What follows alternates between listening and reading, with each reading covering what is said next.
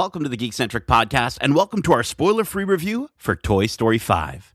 First we were playing, and then the world started changing.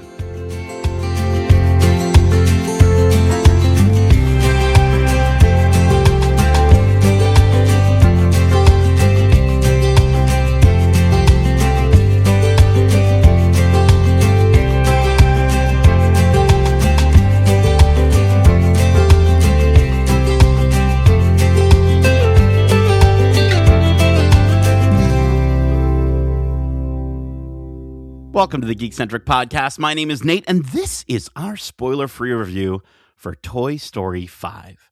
A real horse-sized thanks to our friends at Disney Studios Canada and Pixar for inviting us to watch this movie early for review. If you're joining us for the first time, we are Geekcentric, a podcast celebrating the world of movies, TV shows, video games, and all things geek-centric. Of course, if we're going to talk about the fifth Toy Story movie, a movie that has such a focus on friendship, I can't do this without my bestest friends. First up, I knew it. I knew her. She's riding swiftly towards us on her plastic steed, and she's from Mattel. She's Megan, the Care Bear Countdown Cabbage Patch Lost and Found Child's Plaything Chambers. Hey, thank you so much for introducing me, utilizing the one reason I had hope in this movie before seeing it. Absolutely. Cabbage Patch Kids, of course. Yeah. Of course. That's what we're talking about. Next up, he's got karate chop action, but he's not a flying toy. He's G.I. Justin, the Lego-loving, leapfrog-learning Lawrence. Hello. You've been learning some leapfrog learning? Leapfrog learning? Because it's like, something close to like a lily pad? No, we have not. Yeah, I don't know. Maybe you, with your daughter, have you been getting into the leapfrog stuff yet? No, we've given her just like, she has access to, at appropriate times, an iPad. So for reading and gaming and stuff like that. So, but it is, scrutinized in terms of timing. So. Well, we might be talking a little bit more about that in this review. For sure. Last but certainly not least, he's not a stranger from the outside. He's the Duke Kaboom loving Darcy, the hungry ham-hugging Hudson. I know Ham's a character, but now I just picture myself hugging like a cooked ham. I'm going to draw that. It's all that's in my head right now. You do like ham. Jeez. You do like ham, too. I do like ham, but not enough to just hug a cooked ham. But that's all I can picture. It doesn't have to be cooked. It could. Come on. I'm pretty sure you'd hug a cooked ham if it was like, not a cooked ham per se as the character. A wrapped honey-baked ham. But like, if you enjoyed it. No, yeah. If it was really cold out, we're in Canada. It gets cold, Maple drip. I guess so. Yeah, maple dripped cold ham. Isn't it glazed? Delicious. I don't think it's maple dripped. Glaze comes with its own problems too, though. Listen, before we get into that, we're talking about a Pixar movie today, guys. A Child's Plaything. I'm stoked that we're talking about yet another Pixar movie again. And I think this franchise means so much to all of us. But before we get to this review, I want to just quickly, check in. This movie features, as we were alluding to, talking about leapfrog stuff, the introduction of tech into Bonnie's life. I wanted to know for all of you, what was your first like tech toy that you absolutely had to have growing up? And I'll give you a minute to think about it, but I'm gonna throw, obviously there's like Game Boys and video games and things like that. But for me, I'm thinking more in lines of like that plastic crap that doesn't actually work. And so like I had I knew I wanted so desperately the Poochie, the robot dog from the 90s. I don't know if you remember, Poochie was a robot dog that, of course, was better than any dog you could ever get that was real because it was a robot dog. And it didn't do much. I think you held like a bone up to it and it sensed a magnet and it knew that there was a bone there or something like that. Eventually, that would evolve into the iDog. Was a big deal for me as well. A few years later, I got the iDog, and playing music on that dog was spectacular. But I'll throw it to you three. What was the first tech toy that you absolutely had to have? I honestly can't remember that much outside of the Game Boy I got. That one I got pretty early on, and I didn't need anything else because I had that. Yeah. Mm-hmm. I think for myself, I'm kind of in the same camp where, I don't know, tech wasn't necessarily all infused in toys. The most tech that we had back when I was like in like the 90s were gaming consoles. So I desperately wanted a gaming console of some kind. Never got one for the reasons that my parents thought it would rot my brain and I would get completely distracted by it. And I was kind of like, I just had to experience that all through like my cousins who always had it, and was able to just go to their house and be like, oh, I'm going to stay over here for like a few days and just play, Super Nintendo, or, NES was the first one. And then SNES was the second one. And by the time SNES came out, and I think I was about 10, and I think they did like this bundle pack where you got like the console with Super Mario World and all of the stuff. I ended up getting that for my birthday when I was 10, and that was like a big deal. And yeah, I felt sort of behind because like I didn't have that tech. So there is that moment in this movie where it's like, oh, there's so many people that are into technology, and maybe we should help our kid kind of become one of them, and we'll get them this iPad sort of thing. And it kind of felt like that too. I was like, oh man, I need to make up for lost time. Never really did make up for that lost time of not having a gaming console. Whereas like some people obviously like had gaming consoles like when they were 6, you know what I mean? So yeah. I had a friend who was on my bus route, who had a Super Nintendo. And I was so happy that he was on my bus route, because then I would get dropped off at his place, and sometimes it would be hours before my mom could come get me from work. And I think I must have, like, she would be like, oh, you're like, I'm like, can I get like another half hour? She thought I was playing with my friend. I wasn't. I was playing his Super Nintendo. Sometimes he wasn't even there. It was crazy. So no offense to him, but yeah, no, I definitely hear you. Megan, what about yourself? Yeah, I also had a Game Boy at some point, but I'm thinking of like a toy that's not a game console. And I got this thing, couldn't remember the name of it for the life of me, but it was like a video player. And I desperately wanted it so bad. And you get these little discs that go into it that play certain clips from episodes of shows. So it wasn't like the whole episode. You just got this one chunk. And I had a lot of SpongeBob episodes and Fairly Odd Parent episodes, because those were some of my favorite shows when I was younger. And I have one line that I constantly repeat that Patrick said because of this one episode that I had. This one clip of an episode. It's literally when they're supposed to be playing in a band at some thing that's replicating the Super Bowl in SpongeBob. Oh, yeah. And Patrick says, "Is mayonnaise an instrument?" And that's like the one line from SpongeBob that I know forever because of this weird video player toy thing that I had. If I remember the name of it, I'll share it. Wasn't there something like Hit Clips or Hip Clips or something as well? But that's I think I had a Hit Clips, the music version of that. Yeah. But there was a video version. There was a video one that I like put on my Christmas wish list, and my parents got it. Was my Santa present. That's amazing. That's so that sounds interesting. It sounds like a digital, like almost like a Walkman, but like for video. Kind of was, like but it was for video, and it was like TikTok before TikTok, because it was just clips of there you go. A tiny screen. Like, fine. Oh no, we're ahead of the game. We're not old, I promise. If you're listening to this, no, that's fantastic. I just wanted to bring that up because I think this movie is exploring that element and that feeling that we all had as kids of, like you said, Justin, like feeling like, oh man, I want to be cool too, and there's this new technology and I really want it, and you just constantly think about it until you unwrap it on either that birthday or that Christmas. So let's get into this film. The toys are back in Disney and Pixar's Toy Story 5, and this time it's toy meets tech. Woody, Buzz Lightyear, Jessie, and the rest of the gang's jobs are challenged when they come face to face with LilyPad, a brand new tablet device that arrives with her own disruptive ideas about what is best for their kid, Bonnie. Will playtime ever be the same?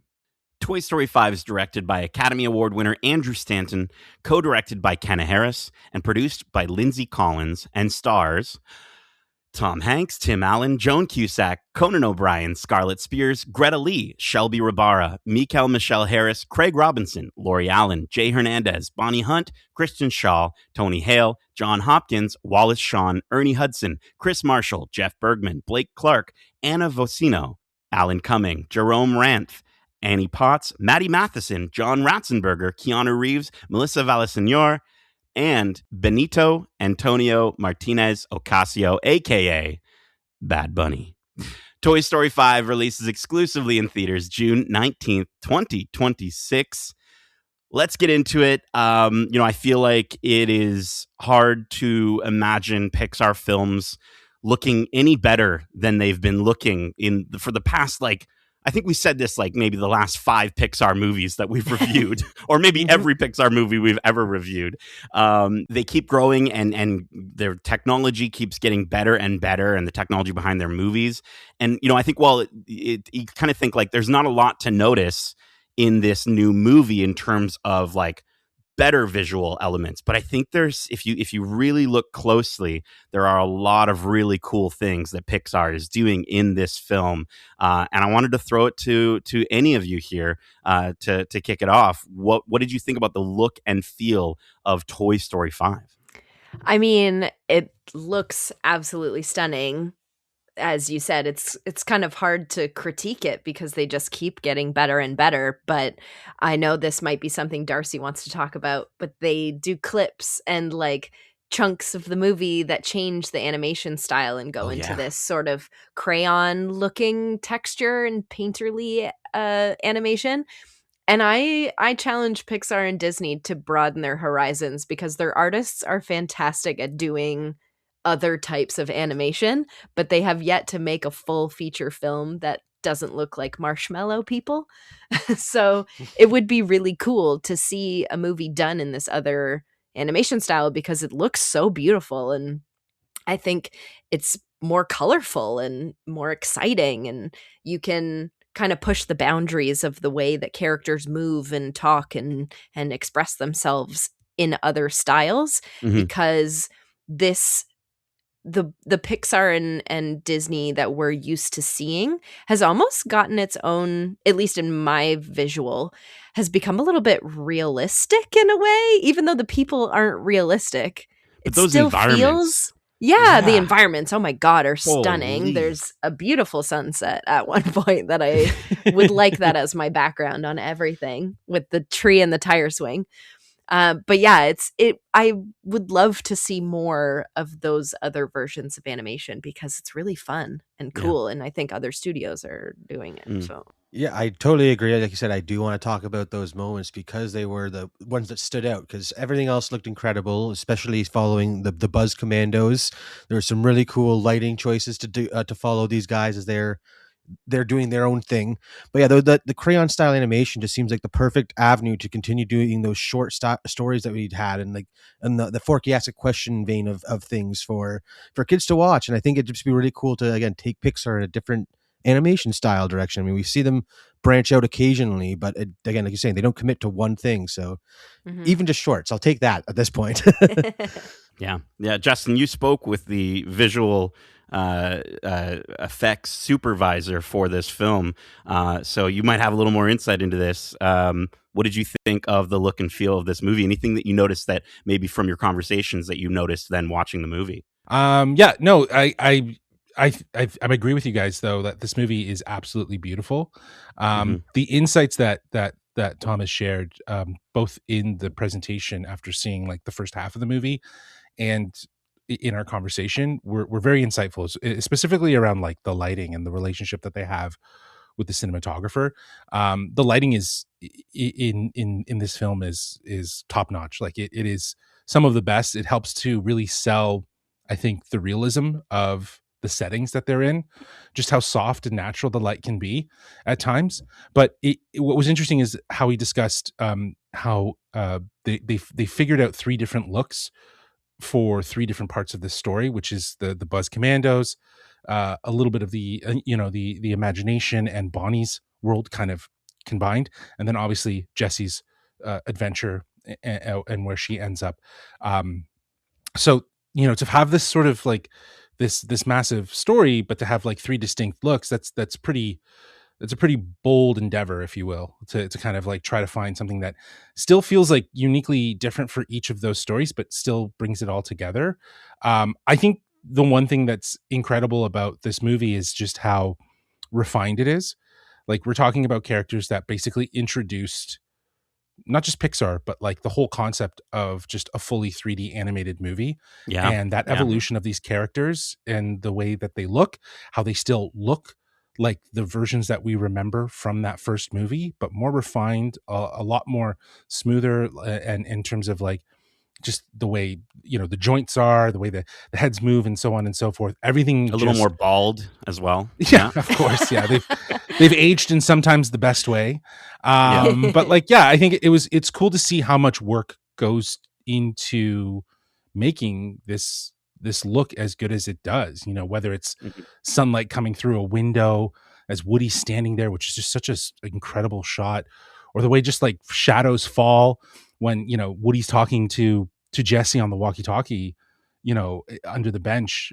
Like it all just felt really, really good. And the animation is in a lot of ways some of Pixar's best. And one other thing that they talked about, or that Thomas shared, was that there's a lot of animals in this movie. There's sequences with animals at different parts. A horse is featured in it, and just to figure out how to animate that horse was an entirely was a whole experiment. Watching horses move, having a horse come to Pixar apparently, and actually observe how the horse's muscles move, and then a horse was in the building. Well, on the grounds apparently, right? Yeah, so like outside, but I think the idea of it goes back to the notion of, I don't know if you guys remember, like with Lion King, just how focused they were on capturing and representing the animals as they were. So they did a lot of these mini adventures into safari and across Africa to kind of like explore and learn about these animals. It seems like that's sort of the cadence for this as well. It's learning and understanding how these animals move and operate. And I'm sure having the studio work on something like Hoppers, there's probably some overlap there as well. But that attention to detail, it just shows how much they cared.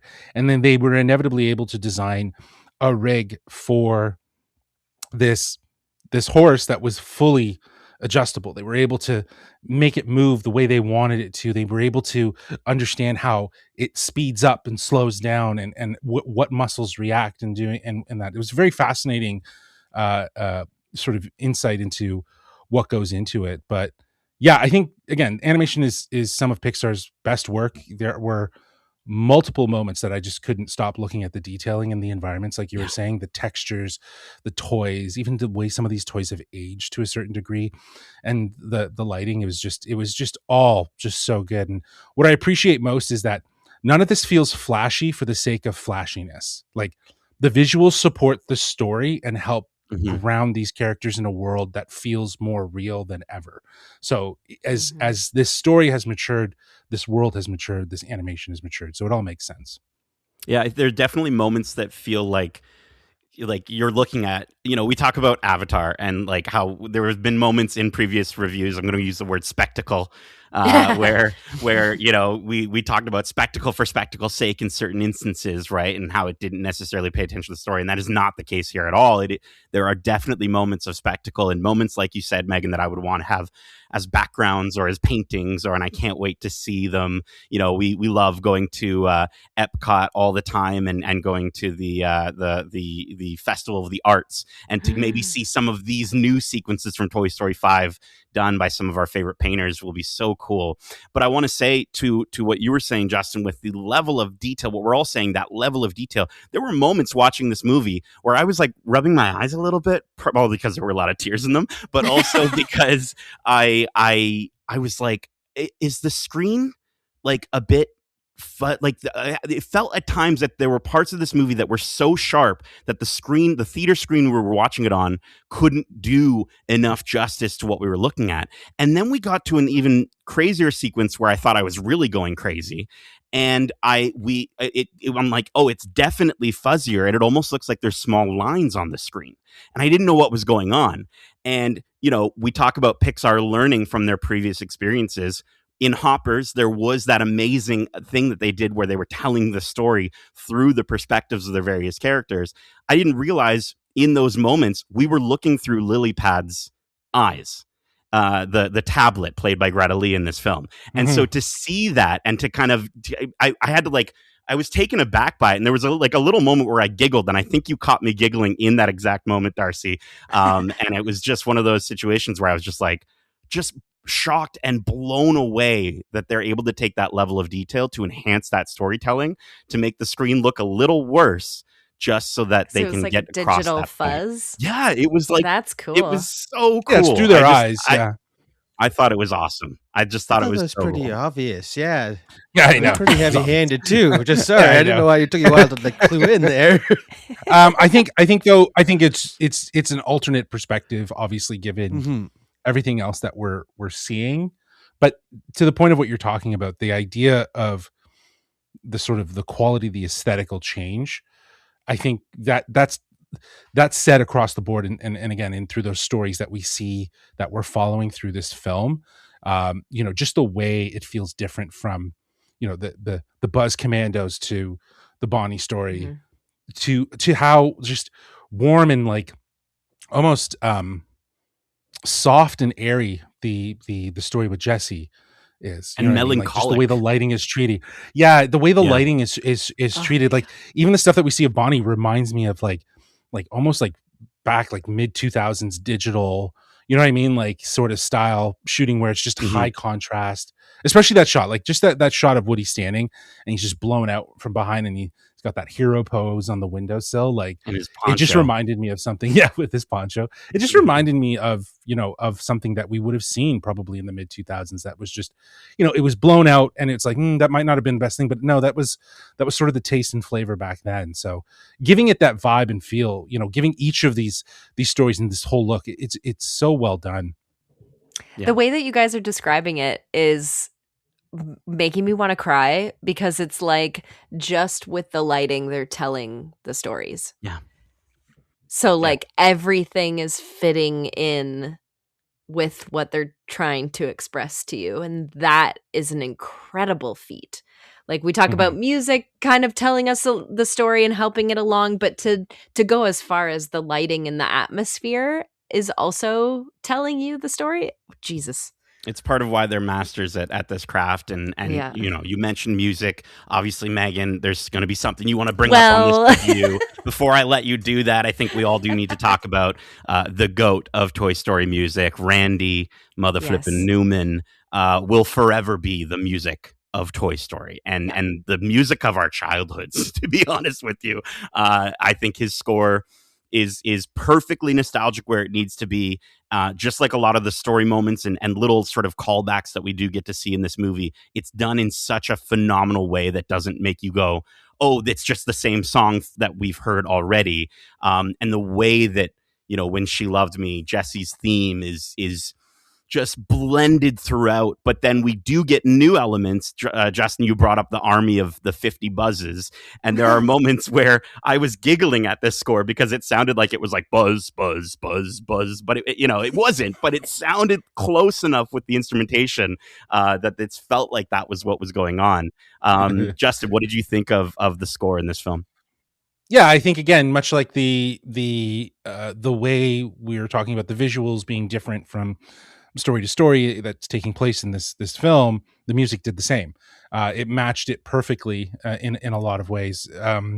That sort of corporal military beat that was for the Buzz Commandos, it did remind me of a little bit of a Soviet Russian, communist sort of everyone's together kind of theme. I don't know. It's just, or something you would hear from this is a really obscure reference, but Mission Impossible.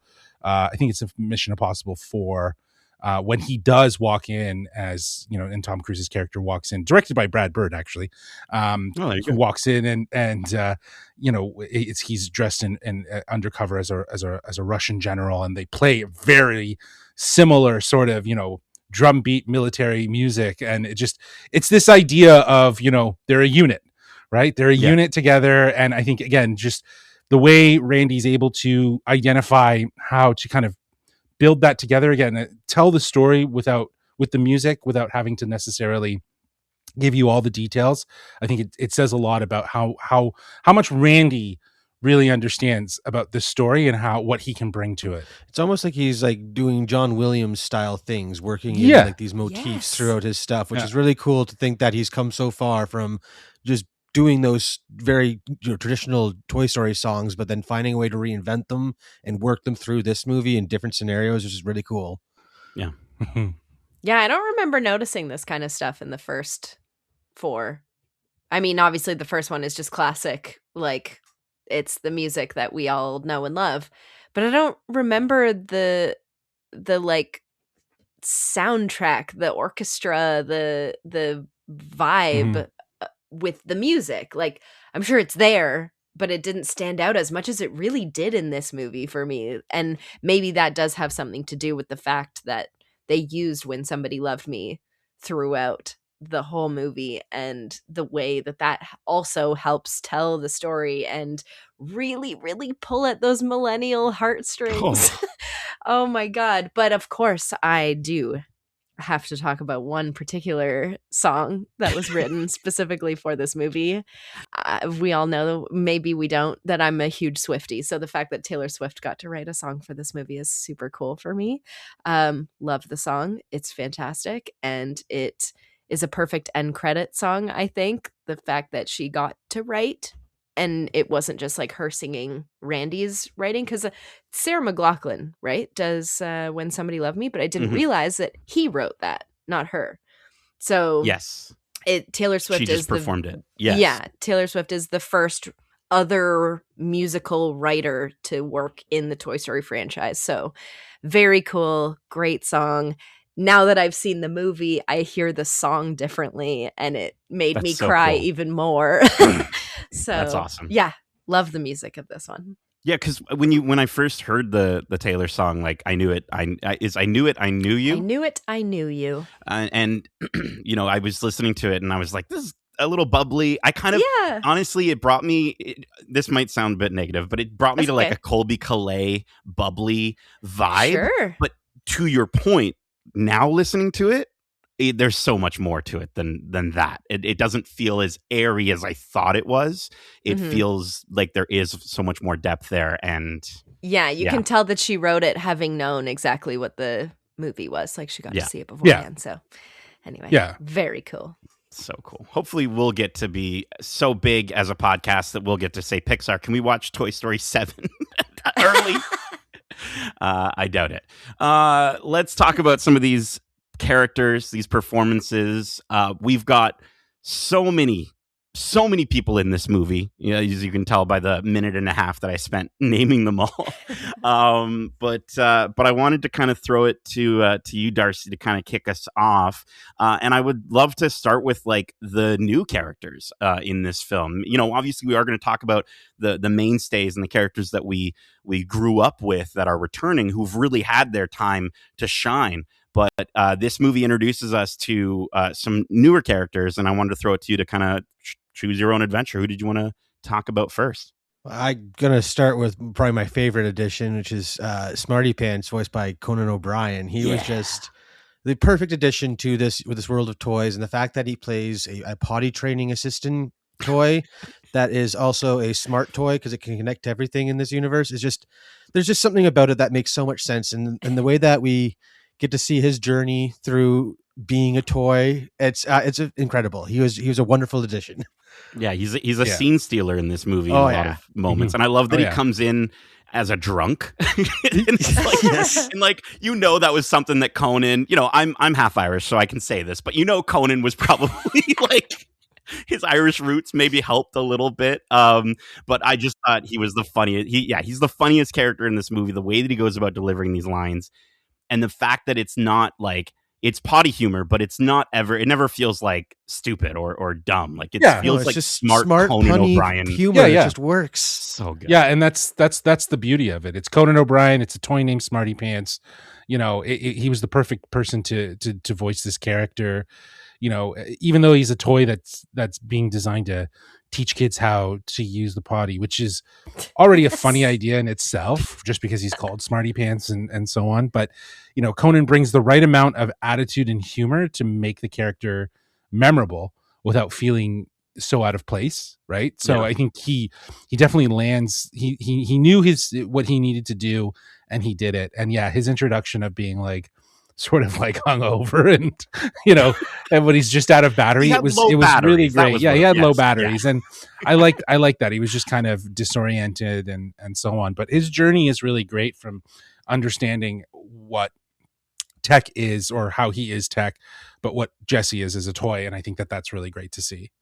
Mm-hmm. Yeah, I really loved Greta Lee's performance as Lily Pad. She did a fantastic job playing a villain who still had an understandable agenda. Like, her whole purpose was to make sure that Bonnie was doing well and getting along and making friends, which is also Jessie's motive. But the way that she's going about it obviously is not what she doesn't know Bonnie yet. Anyway, but Greta Lee did a fantastic job. She's been in a lot of things, and a lot of things recently. And I sometimes struggle with like known celebrities getting voice acting roles, because like you don't do voice acting and they're two very different things. So sometimes it doesn't play well. But I lost her in it, and she just was Lily Pad. Like she did a beautiful job creating this voice that was still her voice, but it was a characterized voice for Lily. And I loved her performance. And I love the direction in terms of like whether it was the direction she took or the direction given to her to speak really quickly. To showcase just how fast Lilypad's processor is, right? Again, it's this attention to detail throughout all the elements of this film that just goes, again, all comes back to the storytelling that they're trying to get across in these, especially with a new character like this.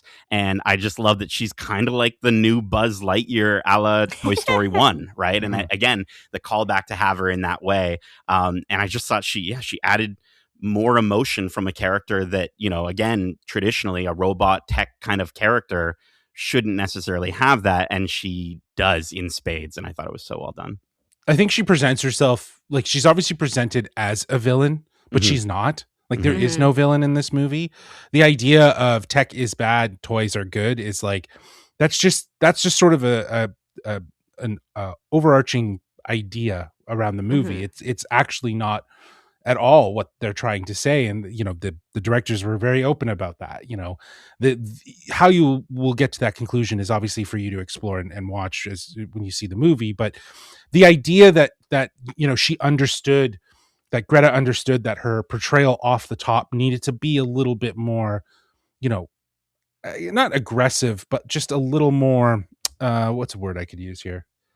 Maybe passive aggressive a little bit. Yeah, probably more. Yeah, she's more passive aggressive in her approach, and you know, like she means well for Bonnie. So does Jessie. Both have different outlooks. I, you know, equate their relationship as almost like joy being Jessie and anxiety being Lilypad. In that they both have best intentions for their kid. It's just about how they're going about doing it. And I think what's great is to see that journey unfold, which brings these two together, which brings the tech and the toys together in a lot of ways. And I think that's where this story really kind of also says a lot about, you know, evolution, if you will, over time of imagination and how things can kind of merge together. But yeah, Greta was fantastic, and I think she knew exactly, like you said, Nate, like she spoke fast. She needed to show that she was a better toy than the rest of them. You know, she can move faster, she can process information faster, she can give you more details, she can show you everything very quickly, where none of those toys obviously could do that because they weren't built for that. And I think she understood that really, really well. And it was all in her delivery of how she brings that character to life. Yeah. Mm-hmm. Now, Darcy, you brought up a fact about Snappy that I didn't know about during the credits of this movie. Did you want to talk about Shelby Rabara and Craig Robinson as Snappy and Atlas? Well, yeah, I mean, as soon as she started talking, I'm like, I recognize this voice from something. And then I by the end of the movie, I realized it was Peridot from Steven Universe voicing the camera, Snappy. And it was incredible. I loved, like, it was the perfect voice to stick in one of these older tech toys where they are more advanced than what we're used to, but are still less advanced than the lily pad. So it was cool to see the intermediate gap between toys, if you will, between Atlas, Snappy, and Smarty Pants. And Craig Robinson did an awesome job as a smartphone that was just a GPS, basically. Like, I love the idea of these toys that the kids got, basically were just mimicking what we use in everyday life. And that's what you see nowadays too, is just toys are just versions of our everyday items. And it's really cool to see that. And they were a really fun addition to the movie. I loved it a lot. Yeah, my daughter has a Bluey phone. Yeah. Oh my gosh. You know what I mean? Yeah, I was just at a 3-year-old's birthday party and she opened up a kitchen set. Like a little tiny kid's kitchen set. That seems more fitted. That seems like it hasn't changed over time. That's been around. That's been around for ages. But like, the idea of like, here's a simulated tech item that you will inevitably have that everyone else, or when we're on our phones, she'll pick up her phone and be like, I'm on my phone. You know what I mean? Like, you know what I mean? So she feels like she's part of the whole thing. Speaking of the little kids, Bonnie I think number 3 we were introduced to Bonnie. Number 4 we definitely had a lot more of her. I think we get even more of her in this film. She is a central focus. Megan, what did you think of Scarlett Spears as Bonnie in this film? You know what? She did a fantastic job.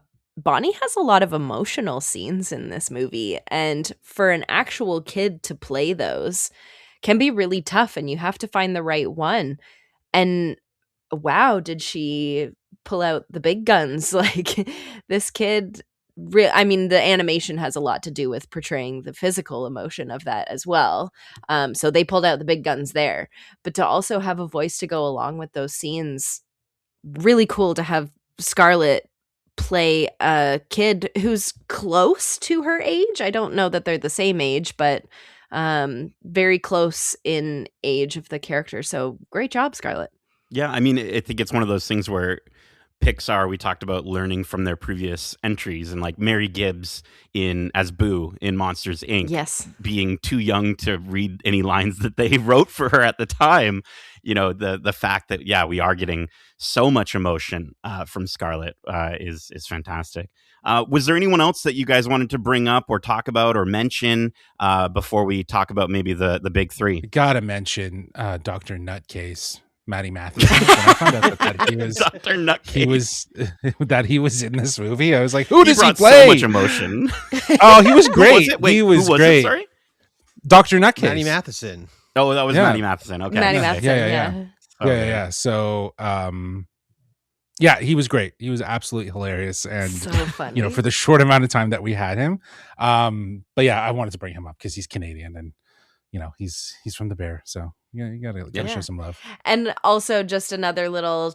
She had only a couple of lines, but Melissa Villaseñor playing Karen Beverly. A fantastic addition to the cast. I loved watching not only her like minimal lines because she's like Forky in Toy Story 4, but watching Forky have to deal with what he was is even more hilarious. And it's so minimal, and it's like background stuff, and it's just like throwaway lines, but they're some of the funniest moments in this movie.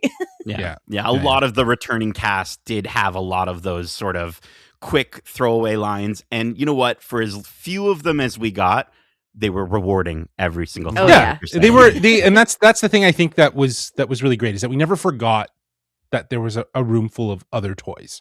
Do you know what I mean? Mm-hmm. Like, there were always moments where someone would chime in, whether it be Ham, whether it be Rex, Trixie. They had little moments where they were there.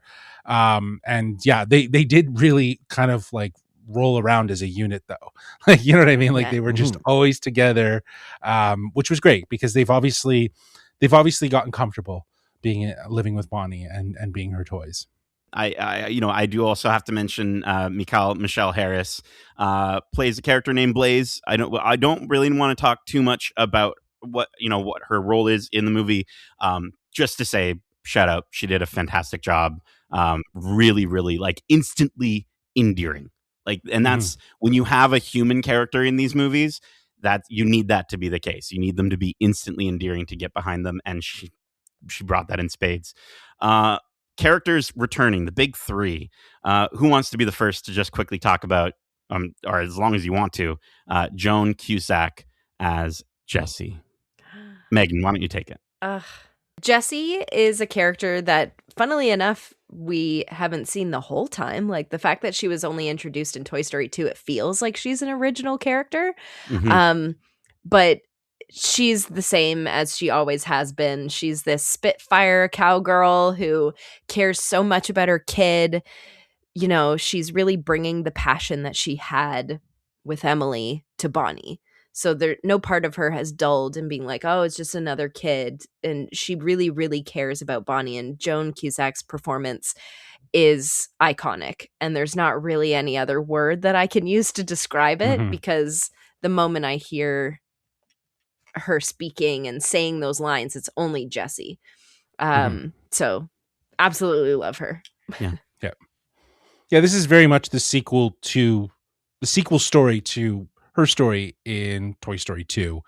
She's been around for the adventures of Toy Story 3 and Toy Story 4. She's found her place. She's found comfort in this new family of toys, and it was great. But this is a movie that is largely, those past movies would have largely been focused on Woody and Buzz. So it's really refreshing to see Jessie take on such an important role in this story, and that correlation between this idea of tech and toys, playtime, imagination versus technology, and kind of using Jessie at the center of that playtime and imagination piece in relation to the tech, which is obviously the lily pad or lily pad, if you will. I think, she, like you were saying, Meg, Joan Cusack, she gets such great emotional moments to just flex her acting skills, and it helps to make the film feel very central, very grounded, and the story of her and kind of negotiating what she's gone through and where she's at right now in this moment. Some of it is absolutely heartbreaking to watch. But where we end up at the other end is really great to see. So, even though this isn't necessarily focused on Woody and Buzz, that's not to say Woody and Buzz aren't important. They absolutely are. But, Toy Story 5, I think, finds this really nice balance between honoring those characters and giving others room to grow in a lot of ways. And I think that's what is really a big takeaway from having such a strong focus on Jessie. Yeah, she understands this character so well. It's really cool to see her live, like, again, finish that story that was started in Toy Story 2. And I just think it's really cool that, I know you said that you don't like when big actors come into movies to voice them, but this franchise is kind of why that happens, if you think about it. Tom Hanks, Tim Allen, and Joan Cusack, they're all big actors outside of voice acting, and then they bring their all to these roles, and it shows that you can get incredible performances out of actors if they understand and care about these characters. So it's really cool. She's done a wonderful job, and again, like you said, as soon as she starts talking, you hear Jessie, and that's all you hear. So it's wonderful. I love when she gets mad, and she does get mad quite a few times in this movie.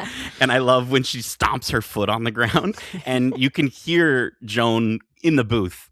She's stomping her foot. Definitely, you know what I mean? To get that performance and that emphasis, she hits those lines so well. But we mentioned the two guys in the movie, Tom Hanks, Tim Allen.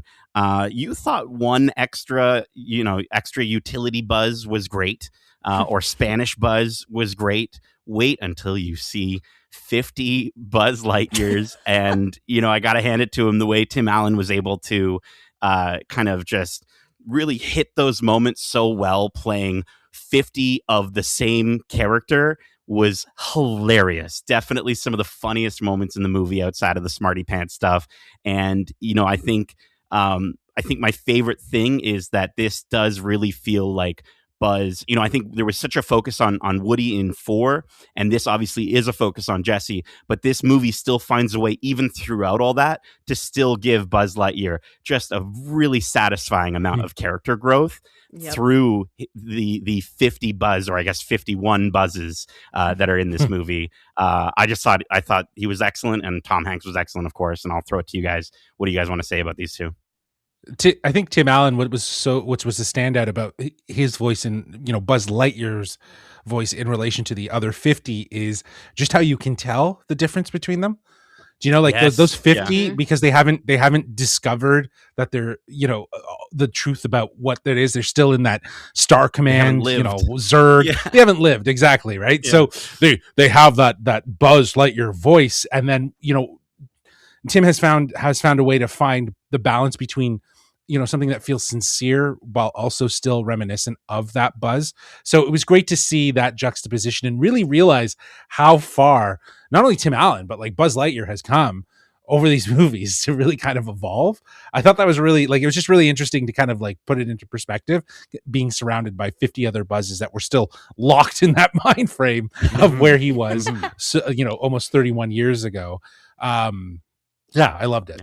Yeah, that's actually a really great point to bring up, to remind me of Darcy saying like, hey, these actors are huge actors outside of these movies, but then you put them in these roles where they care so much about the character, and Tim Allen has been able to give his voice to Buzz for so many years that like he can separate them while still having the exact same voice. And it's, I would compare that to the phenomenal voice work of D. Bradley Baker, who plays who knows how many clones in the Star Wars Clone Wars series, and all of them have their own heart. So the fact that Tim Allen could do that and portray 50 versions of Buzz and make them not necessarily individualistic because they are brand new, but the fact that our Buzz feels different in just his voice is what a feat. So good. And don't count out old Snake in the Boot. Tom Hanks, Woody, I think does an excellent job in this movie as well. And he is definitely, I think it's funny because if you were to tell somebody who just watched the first 2 Toy Story movies that there's going to be a Toy Story 5, first off, they'd say, "You're crazy, get out of my house. How did you get here?" But then they might say, if you were to say that Woody is a supporting character in Toy Story 5, I think they'd be really mad. And watching this movie, it's the best thing that could possibly happen for the character, that could happen at this point in this character's life, if you will. And I just think he does such a good job of being a supporting character in the best ways possible. He supports everyone, and that's the best thing that a deputy or a sheriff can do. Yeah. I had someone react to one of my threads, and I had mentioned Jesse's story, and they were like, well, Tim Allen and Tom Hanks are still top bill. They're the protagonists. Someone on the internet got mad at you. What? Yeah. So I was just like, well, all things considered, I understand where you're coming from, but that's not the case. I think it seems like these, both Tim Allen and Tom Hanks are completely comfortable with playing side characters in a story that they've had the opportunity to be a part of for four iterations, plus countless shorts and other little things that have come up with that they've voiced and or have participated in if they have. But to your point, Nate, I think it's actually really great and refreshing to see Woody as a side character, as a character that is out in the world on adventures and doing his thing, and he was able to kind of slip in. It felt. I think a lot of people would have thought, well, why? Like, why do they need to slip him in? It's like they need to. Well, yeah, it's Toy Story. You have to have Woody in this, right? But the way they're able to get him in there, the way he's able to show up, I think it makes total sense and it works. And it never felt like it was like, oh, we need him to save this movie. No, we just wanted to see them all together. Like, you can't, it is an odd thing to say that you would see a Toy Story movie without, Woody, you know what I mean? So to have him in it, in the capacity that he is, I think it was perfect. It made total sense. I actually think that these movies in general have always been like a large group cast, and Tom Hanks has just led them, where in the first movie it was very much about Buzz and Woody. Most of the movie happened outside of Andy's house anyway. And then the second movie incorporated other characters, and you're following people other than Woody throughout that movie. Third movie doing the same thing. We're getting Ken and Barbie. We're getting Woody separate from the toys. They've just continued to broaden the world and the characters each movie going through. And I think that Tom Hanks as Woody has done a fantastic job slowly becoming more of a side character through them all, and not being the number one, like we're following only Woody's perspective. That's what we were doing in the first one, but then throughout the movies we've been following everybody else at the same time. So yeah, I see what you're saying there. I feel like what's refreshing about this movie is the fact that, you know, because we were following such a perspective of Woody and the toys throughout, and we'll talk, I guess, more about the in story, but this feels less about like them, because they're always in a dilemma.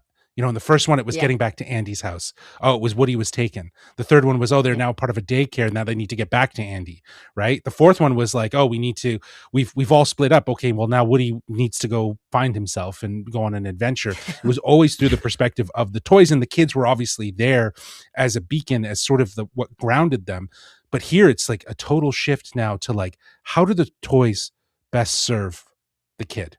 Right? How can they serve that kid? So it really does feel like it is a broken trajectory of that traditional story of what they've known, because there's always this side adventure of like, they're lost, they need to get back to wherever they came from, right? And it does feel like this time around it's about how can we help Bonnie best? And that feels refreshingly different from anything else that they've really given us.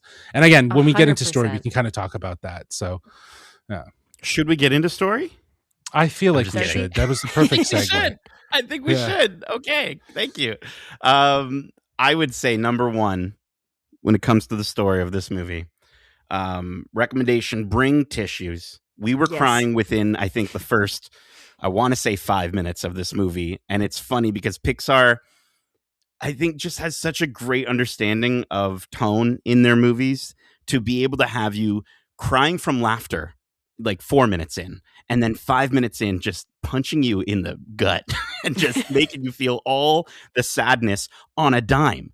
But then they can bring you right back in equal measure to a funny moment where you're then wiping the tears away from your face because of a sad thing that just happened, because you're laughing and giggling. And it's just such a phenomenal feeling throughout this movie. Darcy, why don't you kick us off? What did you think of the story in Toy Story 5?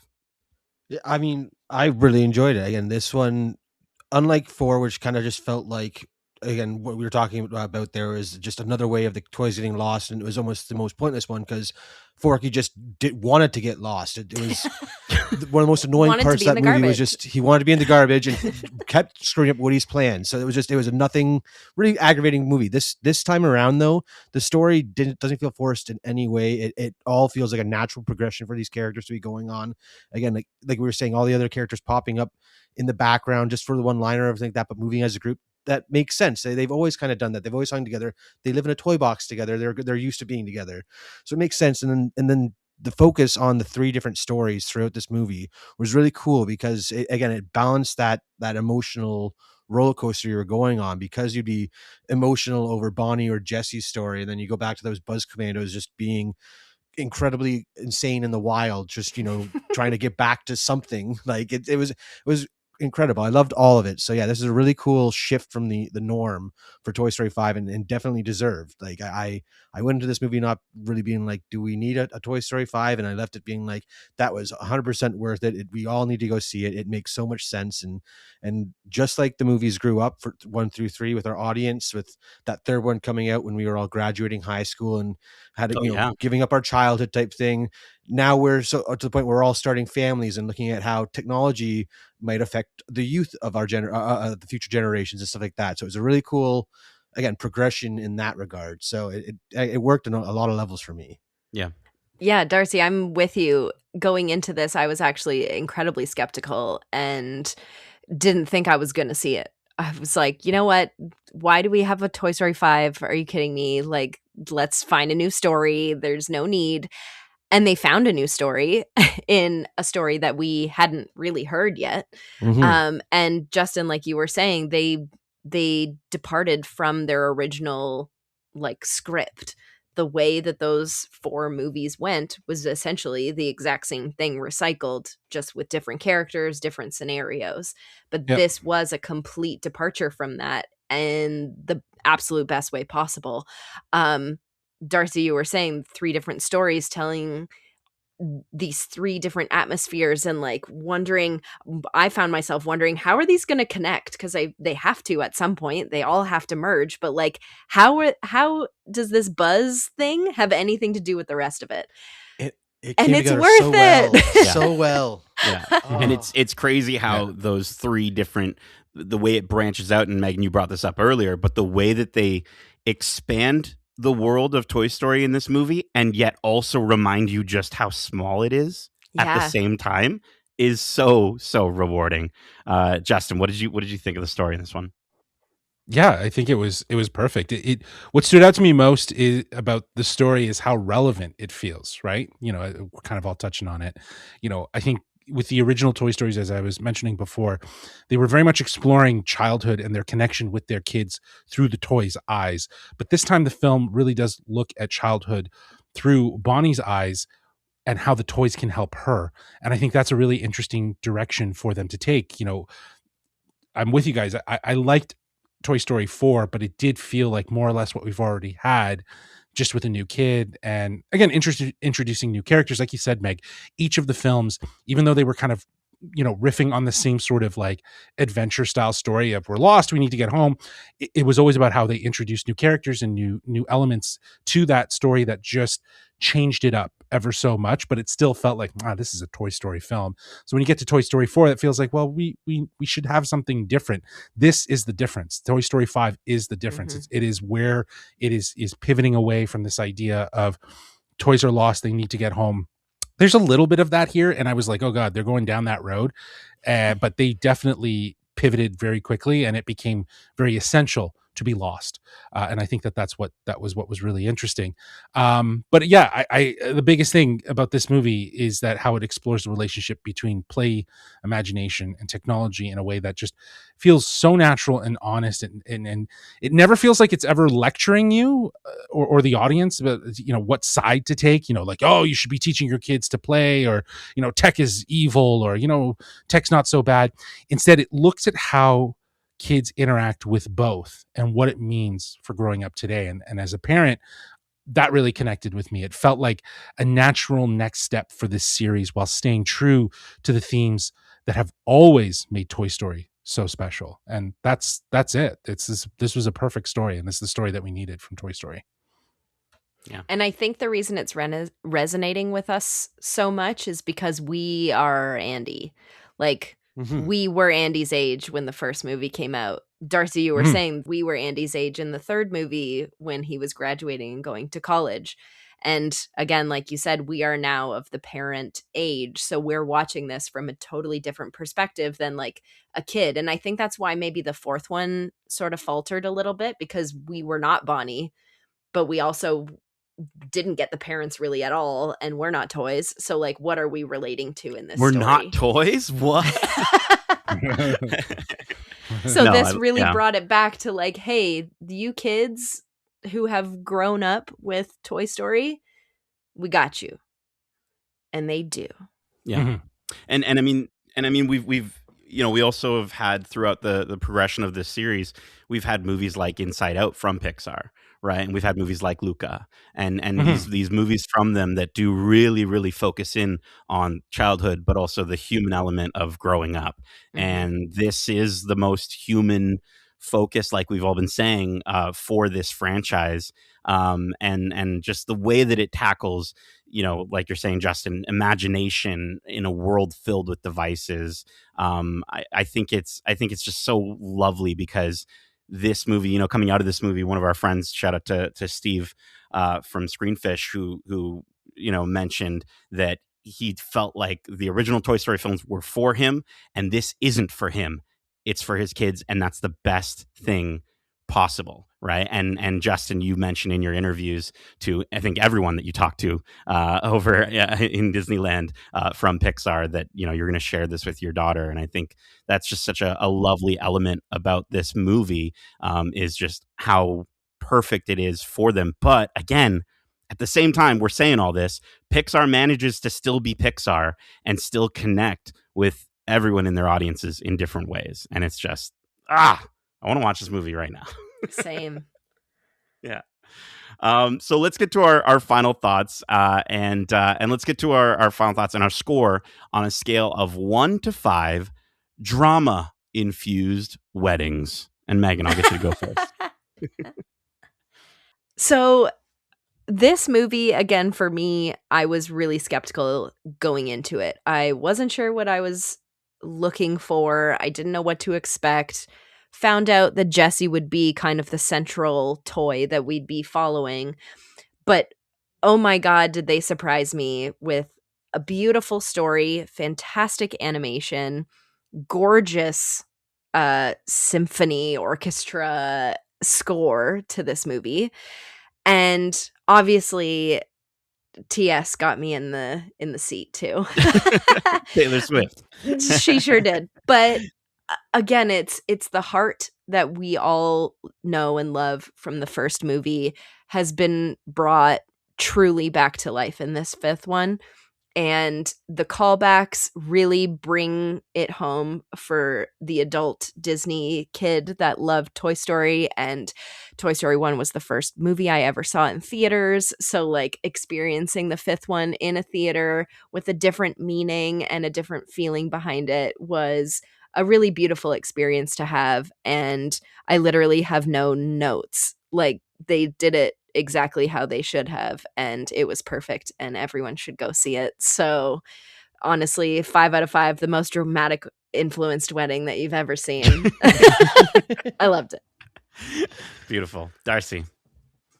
I mean, yeah, it was great. I was not looking forward to this whatsoever. I was going to see it because I like Disney movies and I like Toy Story, and I was hoping to get 1 or 2 laughs out of this. But the humor across the board was working, whether it was Conan O'Brien's adult toned humor from like that was reminiscent of that early movie, or the background characters just popping in with the line that made me laugh because it is so them and they would say something in that certain situation. So like everything about that worked again. And then the story coming at it from 3 fronts that all were exploring different avenues of emotions and stuff like that, and how they came together so well at the end just made so much sense. Again, nothing in this movie felt forced. It all felt natural and felt like it was the only natural place to go next with Toy Story. And yeah, everyone needs to go see this movie. It's incredible, and it's 5 out of 5 for me too.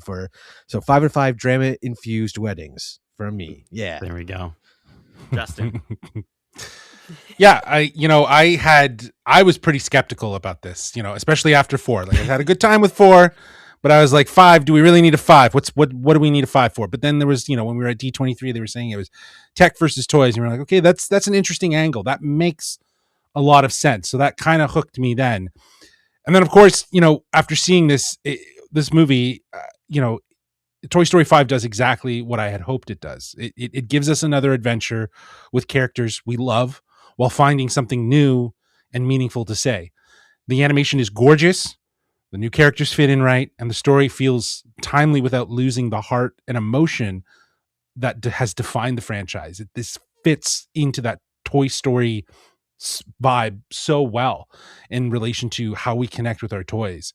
But I think the biggest thing is, as you guys were mentioning, I connected with this idea that, I grew up with Andy and now I'm raising a Bonnie, and that makes the Toy Story 5 feel so special to me.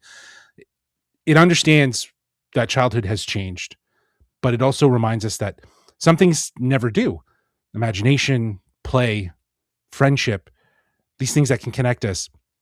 And the stories that we create ourselves still matter. If we imagine them, they still matter. Because at the end of the day, the most important thing that Toy Story 5 me is that imagination still matters. And I think that's the biggest thing. So yeah, this is 5 out of 5 drama infused weddings. So much drama. Yeah. So much. Endless drama. I got to say, I was skeptical coming into this movie. I was.